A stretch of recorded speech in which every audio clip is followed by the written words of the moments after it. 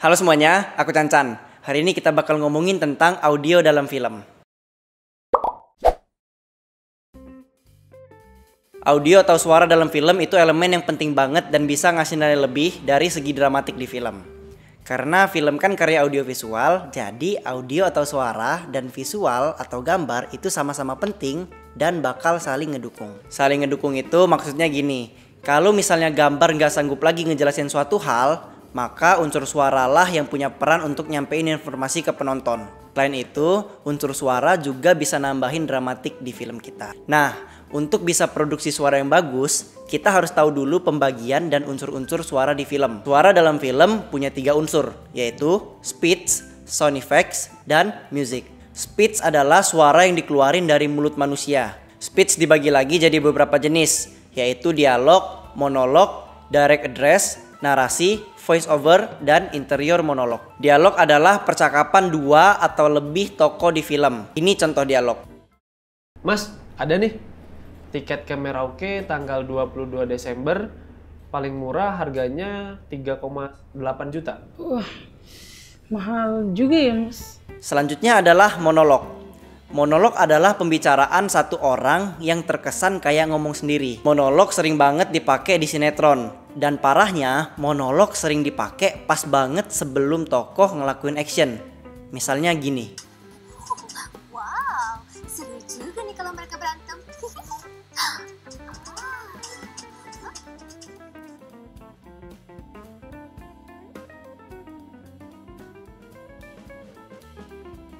Nah, itu kan penggunaan yang nggak efektif karena ada pengulangan informasi yang sebenarnya nggak perlu. Jenis speech yang selanjutnya adalah direct address, yaitu pembicaraan yang dilakuin pemain seolah-olah ngomong langsung dengan penonton. Cara ngelakuinnya adalah dengan ngeliat secara langsung ke lensa. Ini kayak aku sekarang, ini lagi direct address karena aku lagi ngeliat langsung ke arah penonton. Contoh lainnya kayak pembawa acara di TV atau di beberapa film juga ada beberapa yang pakai direct address. Misalnya di film Aruna dan Lidahnya atau Warkop DKI, ada momen-momen si tokoh ngomong langsung ke penonton dengan ngeliat ke lensa secara langsung. Kemudian jenis speech selanjutnya adalah narasi. Narasi adalah pembicaraan yang sumber suaranya nggak kelihatan di layar ataupun di ruang cerita. Narasi sering juga disebut voice of God karena sumber suaranya nggak tahu dari mana dan seolah-olah bisa nembus ruang dan waktu. Ini contoh narasi. Didukung dengan penggunaan alat dan metode kerja terkini, memberikan pelayanan tepat waktu, tingkat akurasi dan presisi tinggi, hubungan yang baik dengan customer dan tim, serta Speech selanjutnya adalah voice over. Voice over adalah pembicaraan yang sumber suaranya nggak kelihatan di layar, tapi ada di ruang cerita. Misalnya ada adegan dialog 2 tokoh, yaitu Budi dan Agus. Yang kelihatan di layar adalah Budi lagi dengerin suara Agus, tapi si Agus ini nggak dimunculin di layar. Nah, berarti suara Agus itu termasuk voice over. Terus speech yang terakhir adalah interior monolog. Interior monolog adalah pembicaraan yang suaranya diasumsiin muncul dari pikiran dan perasaan si tokoh yang muncul di layar. Interior monolog sering kita lihat dan denger kalau ada adegan tokoh lagi baca surat. Atau kalau di sinetron biasanya kalau si tokoh lagi kesel itu bakal ada interior monolog. Kayaknya sih udah gak lama lagi. Palingan sebulan dia udah mati. Banyak filmmaker yang ngelompokin narasi, voice over, dan interior monolog jadi unsur suara yang sama dan sering pakai istilah off-screen sound atau sering juga disebut dengan istilah voice over aja. Sekarang kita lanjut ke unsur suara yang kedua, yaitu sound effects. Sound effects adalah suara yang gak sengaja dibuat sama manusia. Misalnya suara orang jalan, suara piring pecah, suara bantingan pintu, suara angin, dan lain-lain. Bentuk paling luas dari sound effects adalah room tone kalau di indoor dan atmosfer kalau di outdoor. Room tone adalah suara ruangan waktu nggak ada dialog. Ini contoh room tone di tempat aku syuting sekarang.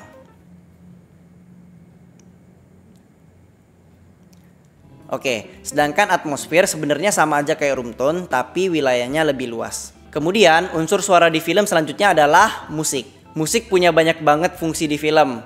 Bisa bikin tegang, bikin sedih, bikin semangat, dan banyak fungsi-fungsi lainnya. Nanti kita bakal bahas tentang musik khusus di salah satu video. Oke, itu tadi unsur-unsur suara yang ada di film.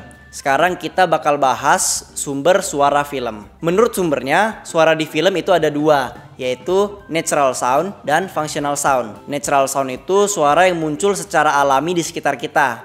Misalnya suara ayam berkokok atau berisiknya suara di pasar tradisional. Selain natural sound, ada juga functional sound, yaitu suara yang dibuat-buat untuk bikin film lebih dramatis dan ngasih informasi tambahan ke film. Musik dan sound effects adalah contoh dari functional sound. Selain natural dan functional sound, suara di film juga punya istilah diegetic dan non-diegetic. Diegetic itu menunjang natural sound, sedangkan non-diegetic menunjang functional sound.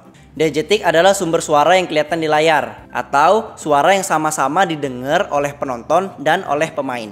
Diegetic dibagi lagi jadi dua, yaitu diegetic on screen dan diegetic off screen. Diegetic on screen adalah suara yang sumbernya dari aksi yang kelihatan jelas di film. Misalnya suara dialog, suara gelas jatuh, atau bisa juga suara musik yang kelihatan sumbernya. Misalnya ada shot radio terus ada suara musiknya. Itu diegetic. Sedangkan diegetic off screen adalah suara yang sumbernya lebih tersirat, tapi tetap ada di layar. Misalnya suara keramaian di sekolah. Filmmaker nggak harus nampilin satu-satu orang yang ngasilin suara itu. Nggak harus ngerekam masing-masing siswa, satpam, suara guru, anak-anak lagi lari-larian, dan banyak suara-suara lain. Tapi penonton tahu kalau suara-suara itu beneran ada di sekolah dan di lokasi itu. Contoh lain dari diegetic off screen yaitu monolog pemain. Selain diegetic, ada juga non-diegetic, yaitu sumber suara yang nggak kelihatan di layar, atau suara yang penonton dengar tapi nggak didengar sama pemain. Misalnya suara narasi dan suara musik atau background. Contoh nyatanya ini. Suara musik yang kalian sekarang dengar ini nggak ada di lokasi syuting aku sekarang. Suasana aku syuting sekarang gini. Nah, jadi musik tadi adalah contoh dari non-diegetic sound. Tapi suara musik ini juga bisa jadi diegetic kalau sumber suaranya kelihatan di layar. Kalau aku pakai headset, seolah-olah musik yang kalian sekarang dengerin sekarang juga lagi aku dengerin pakai headset ini. Oke, sekian video dari aku tentang audio dalam film. Semoga bermanfaat dan jangan lupa share ke teman-teman kalian. Aku Cancan, sampai jumpa di video selanjutnya. Bye.